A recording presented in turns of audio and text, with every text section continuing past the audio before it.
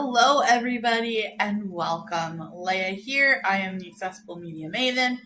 On my channel, we talk about disability and chronic illness and people that accuse people with disabilities and chronic illnesses of faking because those people exist.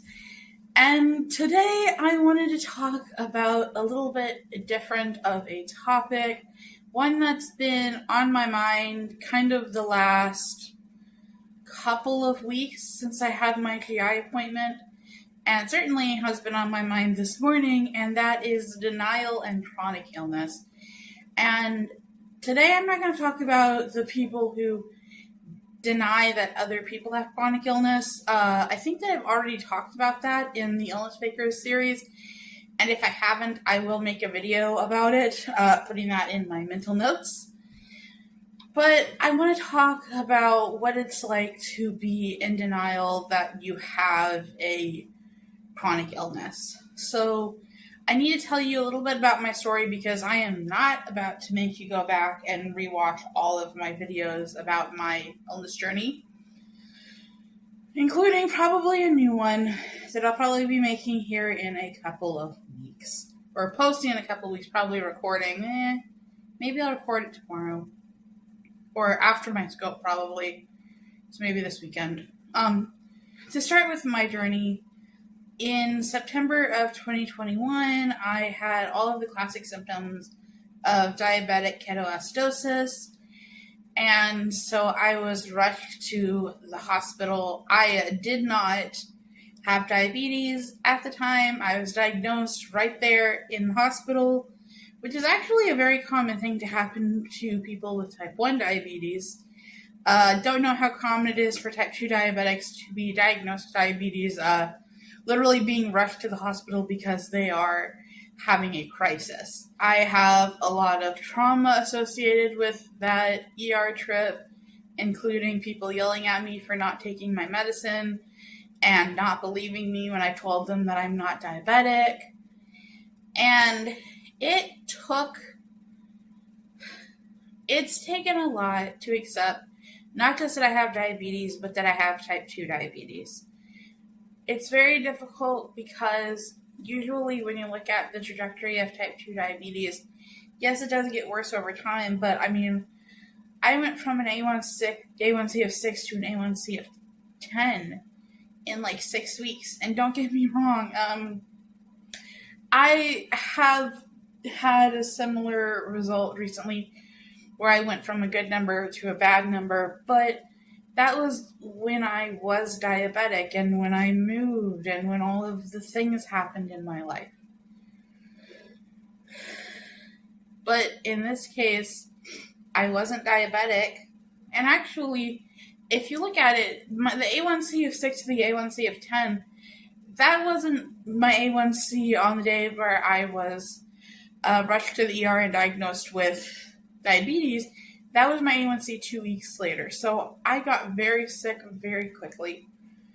I spent so much time researching. I wanted so badly to not have type 2 diabetes. I wanted so badly to not have diabetes at all, type 2 or otherwise. I didn't want to have type 1 diabetes either. I wanted it to be something that could be easily fixed. Something that my doctor could simply give me a pill or an injection or surgery and be like, congratulations, you don't have diabetes anymore. And by the way, you never had diabetes. Actually, you had XYZ. And if you've seen, I made a video I think in February, where I had the type 1 tests it was the second time that I had the GAD test, which is the main LADA test, latent autoimmune diabetes in adults. But I also had like a C-peptide and the regular diabetes antibody test that don't indicate LADA necessarily, because like LADA is specifically the GAD antibody, but antibodies that are in general associated with diabetes. And, you know, it was difficult to accept when those tests came back that they were negative, because even my doctor wanted me to have type 1 diabetes because since I'm insulin dependent and at that time I took 5 injections a day. Yeah, I think I was taking 5 injections at that time. Now I take 8. At the time where I was taking 5 injections a day, she really wanted to be able to prescribe me a pump. And that just wasn't, because I was on Medicaid at the time. Medicaid doesn't pay for pumps for people with type 2 diabetes.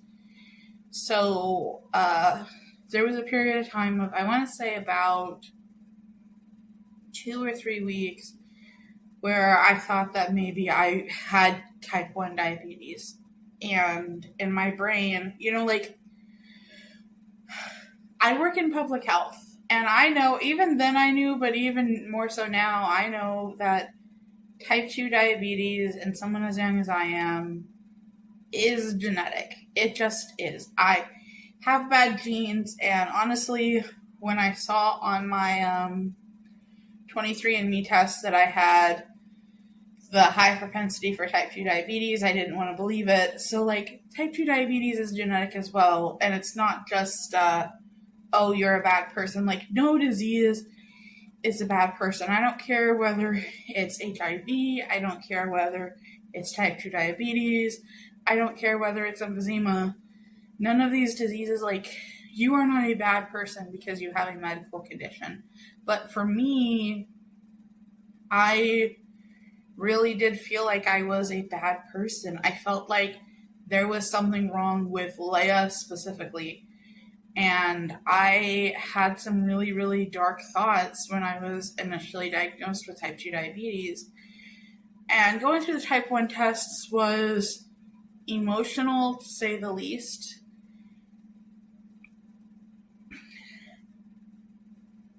Look at me, I'm getting emotional right now just talking about it. Logically, I know that type 2 diabetes and weight are correlated, and probably causal. There is a heavy, heavy genetic component, and I remember talking to my uncle he's not a geneticist, but he studied epigenetics, and he told me that he thinks that our family does have a genetic predisposition to diabetes, just based on the number of people who are diabetic in our family. There's even a genetic form of type 2 diabetes that I asked him. I said, is it possible that this runs in our family? Because look at all of the people, it's not just that type 2 diabetes is very strong in our family, to the point where my biological grandma and both of her sisters both have diabetes. But, so he told me that he thought that, yes, it's possible that this rare genetic form of type 2 diabetes runs in our family, and it's possible that that's why I have type 2 diabetes. So, I think that talking to my uncle helped me accept the fact that I have type 2 diabetes. And logically, when I got sick in 2021, if I can remember, I'll pop up photos, but if not, I'm sorry. You can go back and look at my videos. I lost just an insane amount of weight. I lost 40 or 50 pounds. Definitely enough weight to put diabetes into remission. I lost 15 or 20% of my body. Around 15% of my body weight I lost. And it didn't put my diabetes into remission. I was still on a very, very hefty dose of insulin and the maximum dose of metformin. And now, so I don't know when you guys are watching this video, but I'm recording this video the day before my scope. And tomorrow my new endocrinologist wants me to take all of the type 1 tests, which is good because, fasting, I'm taking complete fasting labs, and it's also going to be an insulin fast since I won't be having my procedure tomorrow until almost 2. So no insulin, no food, just seeing what Leia's body does when left to its own devices. And so I've accepted that all of these tests are going to come back the same way that they came back in March. My insulin is going to be high. My fasting glucose is going to be high. My GAD antibodies are going to be, I'm not going to have them. I've accepted that my labs are going to come back with type 2 diabetes. And it's a journey. It's not easy to accept that you have a medical condition, especially when this will be depending on how you want to dice it, either the third or fourth time that I've had type 1 tests. Because, I had some type 1 tests in September of last year. And then I talked my endocrinologist into doing the C-peptide, which is the insulin test. So that was kind of another type 1 diabetes test. So I've had these type 1 diabetes tests 4 times now. And I think that I'm finally at peace with whatever happens with these tests. Like I said, I expect them to come back indicating type 2 diabetes. And if they do indicate type 1 diabetes, will I feel a little bit vindicated? Yes. But also, I'll just remember that type 1 diabetes or type 2 diabetes, they're both diabetes. And honestly, I'm going to make a video about this in November, but fuck those type 1 diabetes creators that treat people with type 2 diabetes like bad people. That's all there is to say. So now that I've spent 13 minutes talking about accepting diabetes, I want to talk about accepting the fact that I have gastroparesis. And really, that has been on my mind today because last night I ate a large dinner, and then this morning I woke up and I wanted to be sick. I wasn't sick, but I felt really bad. And I think that for me, that was the final straw to say, yes, I can accept that I have gastroparesis. And again, if you haven't been following my journey, just like my diabetes journey, my gastroparesis journey has been up and down and all around. There was to start from the beginning, we ruled so much stuff out that it was to the point where it was like, you have to have gastroparesis. That was at the beginning of 2022, and then I went to a GI in 2022 who said, you definitely have gastroparesis, here's your new diet. And then a couple of weeks later, I had a gastric emptying scan that was borderline normal, so it was as delayed as it can be without being considered delayed. So it was that you don't have gastroparesis. I actually made a video reacting live to the results of that test. And then a couple of months later, I had a scan that showed there was still food in my stomach from the night before, despite having fasted for, I think, 10 or 11 hours.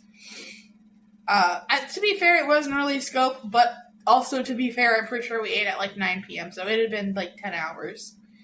And your food should be gone after 4 hours. There shouldn't be a lot of food left in your stomach at 10 hours. So then I accepted that I did have gastroparesis, but I think that emotionally I went back and forth. Then at the end of 2023, I saw a GI PA, a physician assistant in Forest Lake, I always get Forest Lake and Lake Forest mixed up because they're both Chicago suburbs. But I went to Lake Forest. Yeah, I think it's Lake Forest. I went to Lake Forest. The GI said, you definitely have gastroparesis. And then I ended up going to a GI with the same hospital system, but just a GI doctor. Again, in Chicago, and she was like, you definitely have gastroparesis. Let's just do the gastric emptying study. And if it comes back borderline normal, I'm going to say you have gastroparesis. I don't care. And then I had my scope, which showed really bad inflammation. and really bad GERD, and she's like, you definitely have gastroparesis. And then I had a very normal gastric emptying study, and it was like, you definitely don't have gastroparesis. You just have GERD. And also celiac. I always forget to add this in, but I had so at some point I had the blood work to determine whether or not I had celiac, because I guess that, I don't know if it was that my symptoms lined up or that it was just like standard GI workup, but I had really high celiac antibodies. But then when they did, so they were like, you probably do have celiac, but you have to keep eating gluten, because if you stop eating gluten, your intestines will heal and your biopsy will be a false negative. Yeah, a false negative. It'll say that it's negative even though you do have celiac. So then I had the biopsy and there was no celiac, and it was like, you just have really, really severe GERD. And I'm like, that's weird. GERD doesn't normally do this. And I guess that for me with the stomach problem, I was very skeptical when I went to see a new GI in July, I think. Or no, it was the beginning of this month. It was the beginning of August. And the new GI is like, I don't care that you had a normal gastric emptying study, you have gastroparesis. And I didn't know how to feel about that, because like after years of back and forth over whether or not I had gastroparesis, and also a couple of months where my stomach problems were blamed on a condition that doesn't cause stomach problems, and also anxiety, being gaslit by my psychiatrist, who I actually really liked, other than the fact that he would tell me that my stomach problems were all in my head. And he's like, oh, I'm not saying you're making them up, I'm just saying you have anxiety. It's like, yeah, no, I don't. These stomach problems have existed in a whole range of moods, a whole range of blood sugar problems. It's just bad and stressful. And so I think that I'm at the point where I can accept that I have gastroparesis. And I can accept that I have GERD. And if the celiac test comes back tomorrow that I have celiac, I will accept that I have celiac. You know, I think that after my diabetes journey, it taught me that there is no good or bad, and just because I don't meet the stereotype of someone with gastroparesis doesn't mean I don't have gastroparesis. And just because I'm not losing weight anymore, doesn't mean I don't have gastroparesis. It means I figured out that if I eat a whole bunch of crackers with broth, that I can not lose weight. Unintentional weight loss is not a good thing, and it does not prove that you have stomach problems. If you're at a lower weight, it can make your stomach problems more concerning. But again, that's neither here nor there. This is a ED-friendly channel, and we don't talk about weight on this channel when we don't have to. So yeah, that is my journey for medical acceptance. I hope you guys enjoyed this video. If you want to hear more thoughts about the whole type 1 versus type 2 drama, please let me know in the comments below, because I have lots of thoughts, but I don't want to share those thoughts if no one is interested. So, alright, bye guys.